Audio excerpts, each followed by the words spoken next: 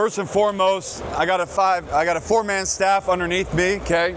Christian Tupou, got him from Oregon. Coach Blackjack, Nate Potoshnik, got him from New Mexico. Coach Zach Shaw, got him from Archbishop Moeller. These are the nuts and bolts behind the program. These are the guys running the units. Put our heads together, we make the best product we can possibly make. So I just wanted to point these guys out and appreciate you guys being here. Thanks. I actually got introduced to 1080 back in 2021. Started using them back then there, and we're gonna go over a little bit of how I use them, the load velocity profiling, as well as bucketing guys into acceleration, max V, or whatever the case may be. So what we start out with, this is actually in the weight room, is a DSI test, dynamic strength index test. Where what we're doing is we're jumping on the force plates, counter movement jump, as well as a mid-thigh pull, okay? What that does is it punches out a number for us. So if the guy is less than 0.6, he needs ballistic strength training. If he's between 0.6 and 0.8, he needs concurrent training. If he is over 0.8, he needs maximal strength training. So what I do is I pair that with what we're doing on the field, and this is where the 1080 comes into play. Okay, I'm gonna show you the load velocity profiling with it as well, and how I pair those two things. And then we got a volume group for young athletes. So we have 3 different groups. We got skill, combo, line, but within those groups, I've got a force group, I got a velocity group, and I got a young guy group, okay? If they're concurrent throughout the testing, the DSI testing, toss the athletes into the bucket that they closest favor. Or, depending on time of year, you toss them into what your emphasis is. So if you're in early off season and your emphasis is in strength, go ahead and toss them into the force bucket. If you're already in June or July and you test them again, and they're somewhere in that concurrent area, put them into the velo bucket, okay? Our training program in general is concurrent in nature, okay? All right, so going on to the actual 1080 unit and the load velocity profile. So anywhere from 3 to 5 runs is what we do. We have a 3 kilo, 10 kilo, 20 kilo, and 24 kilo run. So those are the yardage that I prefer, 35, 30, 25, 20, with those kilos. We're gonna go into a little bit of data later on to why I extended that yardage out a little bit, okay? Anywhere from 3 to 5 runs, you can still get a load velocity curve with 3 runs. I found 4 to be pretty accurate though. Approximate 3-minute rest in between each run. And then an R-squared validity of 98 to 98.5 or higher. I'm gonna show you an example of a bad run, a 95.6, I believe it was, on the next page, and explain why it was a bad run. So if you do the load velocity profile and you are under that threshold, then troubleshoot, okay? There's different things that you can find throughout that run to why this happened. All right, so you get lower than a 98 or a 98.5, okay? I found that to kind of be the sweet spot. Number 1, did you give enough rest time in between each sprint? Number 2, did the athlete give maximal effort? Do you need to stick your foot up their butt to actually get them going? Number 3, and this is what we ran into right here, was the distance actually long enough, or was the athlete still getting faster during the sprint? Was the athlete actually peaking out max velocity during the sprint, or did the machine cut it off? And was at least one sprint greater than the 50% VDEC? Also, did you use enough data points for a good load velocity line, okay? All right, so this is actually one of our players. We did a 3 kilo, 10 kilo, 20 kilo test, okay? We have 110 guys. We thought 3 sprints, that should be sufficient, right? And it still might be. Okay, don't get that wrong. It still might be. What we have to do is just lengthen that distance out a little bit. Okay, because what happens here is our athlete was still getting faster as he was running, right? So as you can see, this is the best 0 to 5 meter split. I don't see 2 to 3 steps after that.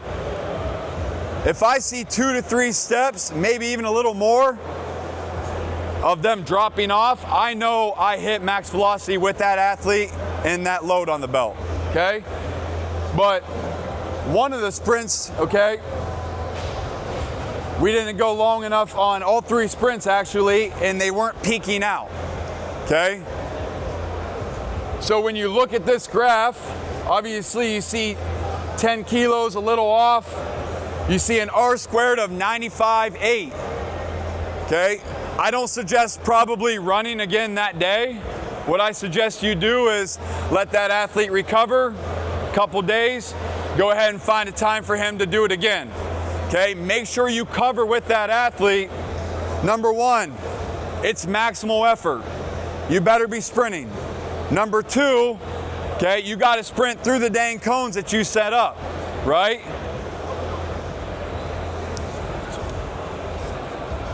All right, so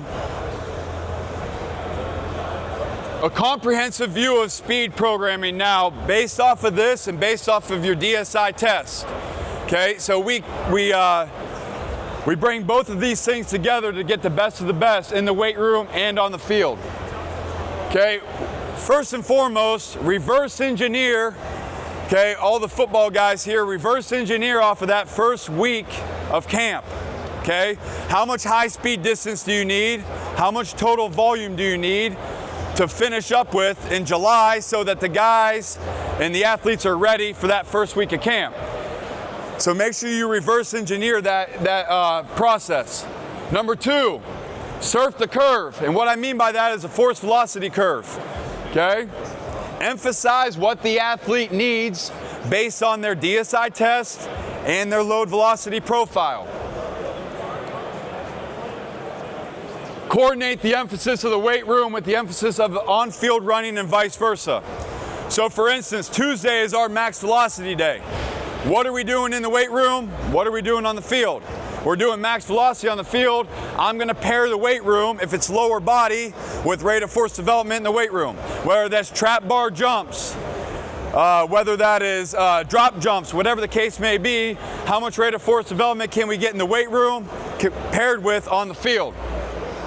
Friday is our acceleration day. So I'm gonna apply a ton of force in the weight room. Heavy back squats, heavy front squats. We're gonna be doing altitude drops. However much force we can apply in the weight room will also be on the field with acceleration work. And then pair resisted sprints with unresisted sprints if you want some sort of speed transfer, okay? Every resisted sprint that we do an unresisted sprint with it for speed transfer. Also, pair your plyometrics with whichever vector you're going, okay? Friday is our acceleration day. We're working hip projection. So my plyos are gonna be broads, double broads, anything that's producing a ton of force into the ground. On my Tuesday, I got vertical projection, rate of force development as well, okay? And number 6 there, guys, maximal effort. If they're not sprinting fast, they're not gonna get fast, okay? You don't need that much volume in your sprint program. The intent needs to be very, very high. So this is how me and my staff program our speed. The force group has 2 heavy resistance days because that's where their emphasis is. 2 COD angular days because we play football. We need to be able to change direction and move in different vectors. And then 1 light resistance day, okay? The velocity group, 2 light resistance days, 2 COD angular days, and 1 heavy resistance day. As you can see, the emphasis, force group, 2 heavy days, velo group, 2 light resistance days, okay? And this is also what I mean by surfing the curve. You need to know what VDEX to hit based on what group they're in, okay? If they're in force group, you're looking at the power zone, max power zone, and higher, right? The velo group, the 2 light resistance days, you're looking anywhere from the 10 to 40 VDEC, speed, strength, and below. But that doesn't mean that you just hammer that and hammer all of that, right? Surf the curve. One of those days has to be a max power day, okay? For those velocity guys, one of those days has to be a max power day or higher. I'll show you what that looks like, okay? So programming speed, Monday, Tuesday, Wednesday, Thursday, Friday. So our Monday is a micro day. So we microdose COD work, angular work. We microdose heavy resistance, light resistance based on what bucket they're in. So our force guys are doing 60 plus VDEC on bounds, marches, whatever the case may be, and then they're hitting COD work after that. Our velocity guys, they're hitting wickets, 1 to 2 reps of overspeed, not a ton because we got max V the next day. So 1 to 2 reps of overspeed, and then they're doing COD or angular after that. Our plyos, we have extensive plyos on Monday, and in the weight room we're hitting upper, okay? Tuesday is a max V day across the board. Force guys, 15 to 20% VDEC, light resistance training paired with an unresisted sprint. Whether that's flies, in and outs, whatever unresisted sprint based on that time of year. The velo guys, 0 to 10 VDEC, paired with an unresisted sprint, whether it's flies,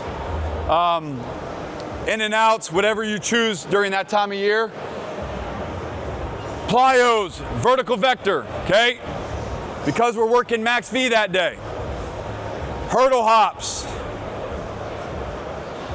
And then we're hitting lower rate of force development in the weight room, okay? So that is all paired together for the most transfer that we can. Wednesday is recovery. Thursday is our curvilinear day, COD day. See, what we're doing that day is extensive work and also multi-directional hops, okay? Because it's a COD angular day. It's upper in the weight room. Friday is our heavy resistance day. 50 VDEC or higher, okay? 50 VDEC is that peak power range, okay?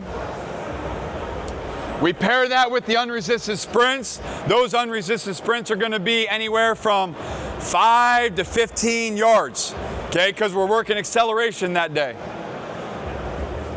We're working the horizontal vector, so we're gonna be doing broads, double broads, and that's our max effort lower day. Once again, that's a force day. In the weight room, we need to be squatting heavy, back squat, front squat, pair that with acceleration.